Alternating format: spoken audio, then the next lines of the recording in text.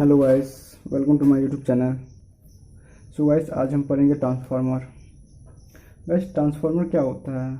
Transformer एक ऐसा electric element है, आप बोल सकते हैं एक ऐसा इलेक्ट्रिकल डिवाइस है जो किसी भी पैनल में यूज होते हैं। ठीक है, कोई भी पैनल हो उसमें यूज करते हैं। ठीक है, और ट्रांसफार्मर हम यूज क्यों करते हैं? क्योंकि वो वोल्टेज लेवल को चेंज करता है। ठीक है, और जो ट्रांसफार्मर होता है वो म्यूचुअल इंडक्शन पे वर्क करता है। ठीक है, तो गाइस ट्रांसफार्मर में क्या होता है, इसकी कंस्ट्रक्शन क्या होती है?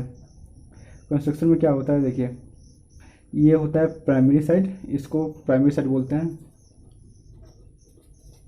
Primary side. ठीक है, और इसको सेकेंडरी साइड बोलते हैं,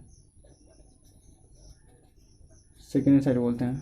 ठीक है गाइस, जो प्राइमरी साइड होता है इसको प्राइमरी टर्म्स बोलते हैं और इसको सेकेंडरी टर्म्स बोलते हैं। ठीक है, प्राइमरी टर्म्स के लिए एनपी होता है, एनपी से नोट करते हैं, और सेकेंडरी साइड के लिए एनएस से। ठीक है, और गाइस आपको पता होना चाहिए जो ट्रांसफार्मर होता है वो एसी वोल्टेज पे वर्क करता है। ठीक है, और डीसी वोल्टेज पे वर्क इसलिए नहीं करता है क्योंकि DC voltage electromagnetic induction induce नहीं करता है, इसलिए डीसी पे वो ये वर्क नहीं करता है। और एसी इलेक्ट्रोमैग्नेटिक इंडक्शन इंड्यूस करता है, इसलिए एसी पे वर्क करता है। गाइस, फर्स्ट ऑफ ऑल हम इसमें एक वोल्टेज एसी वोल्टेज लेंगे। ठीक है, एसी वोल्टेज लेंगे तो इसको वीपी बोलेंगे, प्राइमरी वोल्टेज। ठीक है, और इसके वजह से इसमें जो करंट फ्लो होगा वो आईपी होगा। वीपी मतलब प्राइमरी वोल्टेज और आईपी मतलब प्राइमरी करंट। ठीक है गाइस, जब इसमें हम करंट फ्लो करेंगे तो प्राइमरी साइड से एक फ्लक्स जनरेट होगा। ठीक है, जब प्राइमरी साइड से जब सेकेंडरी साइड में जाएगा तो उसके वजह से जो सेकेंडरी टर्म में उसमें करंट फ्लो होगी। ठीक है, जब करंट फ्लो होगी तो ये जो करंट होगा वो क्या होगा, आई एस होगा। ठीक है, और इसके वजह से इसमें जो वोल्टेज सप्लाई होगा, फ्लो होगा, वो होगा वी एस, मतलब सेकेंडरी वोल्टेज। ठीक है, तो वैसे अब इसमें एक बात और आती है कि जब इसकी इलेक्ट्रोमोटिव फोर्स, ठीक है, जब प्राइमरी साइड से जब सेकेंडरी साइड में जब करंट जाती है तो फ्लक्स की वजह से, जब प्राइमरी साइड से जब सेकेंडरी साइड में जब फ्लक्स जाती है तो उसकी वजह से एक इलेक्ट्रोमोटिव फोर्स जनरेट होता है। ठीक है, इलेक्ट्रोमोटिव फोर्स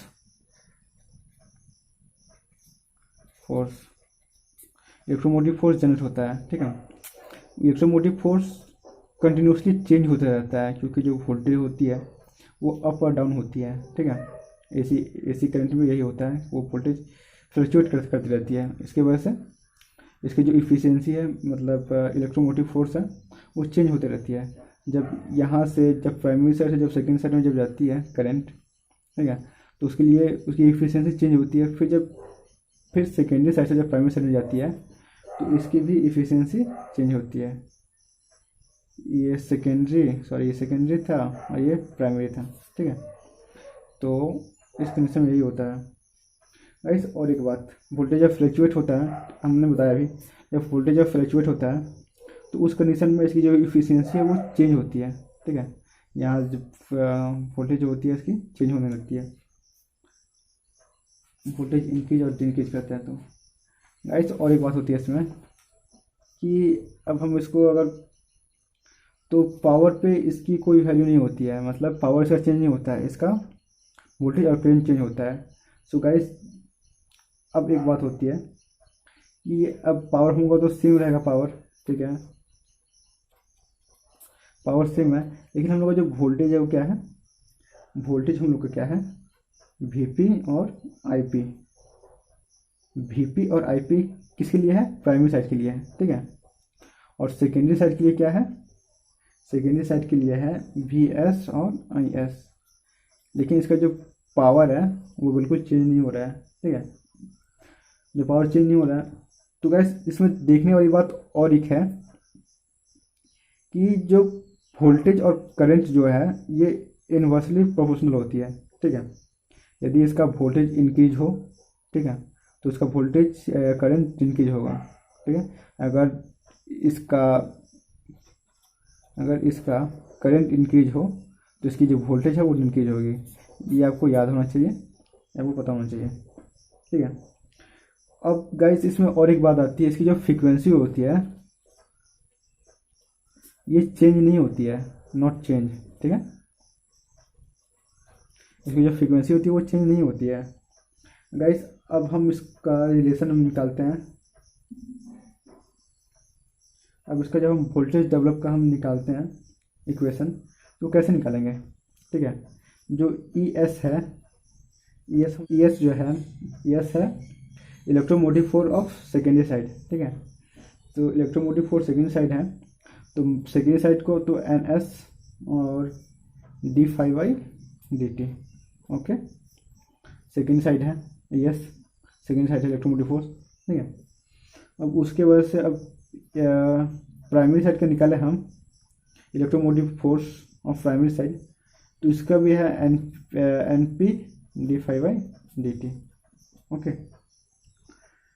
अब गाइस अब हम इसको अगर चेंज करें, ठीक है, अब हम इसको कंपेयर करें V P equal to E P और V S equal to E S में, जब हम इसका कंपेयर करें दोनों को, ठीक है, तो क्या होगा उससे, जब उसको कंपेयर करेंगे तो